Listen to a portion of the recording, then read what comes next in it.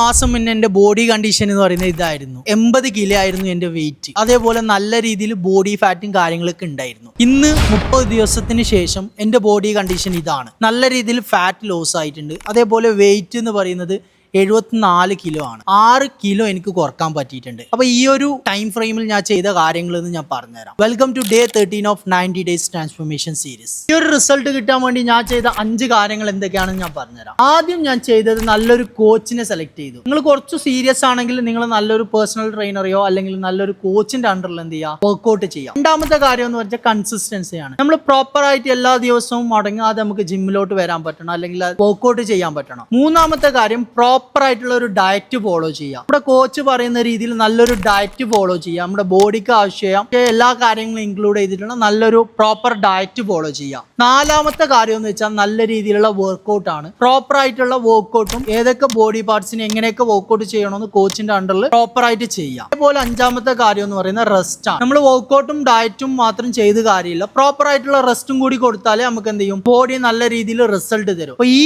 5 കാര്യങ്ങളാണ് ഞാൻ ഈ ഒരു മാസം കൊണ്ട് നല്ല രീതിയിൽ ഫോളോ അപ്പ് ചെയ്ത് വന്നത്. അതുകൊണ്ട് എനിക്ക് ബോഡിയിൽ നല്ലൊരു റിസൾട്ട് കാണാൻ പറ്റുന്നുണ്ട്. ഇതാണ് നമ്മുടെ ഫസ്റ്റത്തെ മന്ത് കംപ്ലീറ്റ് ചെയ്യുമ്പോൾ നമ്മളൊരു ബോഡി കണ്ടീഷൻ എന്ന് പറയുന്നത്. നല്ല റിസൾട്ട് ആണ്. ഞാൻ നല്ല സാറ്റിസ്ഫൈഡ് ആണ്. അപ്പോൾ 13th ഡേ സക്സസ്ഫുള്ളി കംപ്ലീറ്റ് ആയിട്ടുണ്ട്. ബാക്കി നാളെ.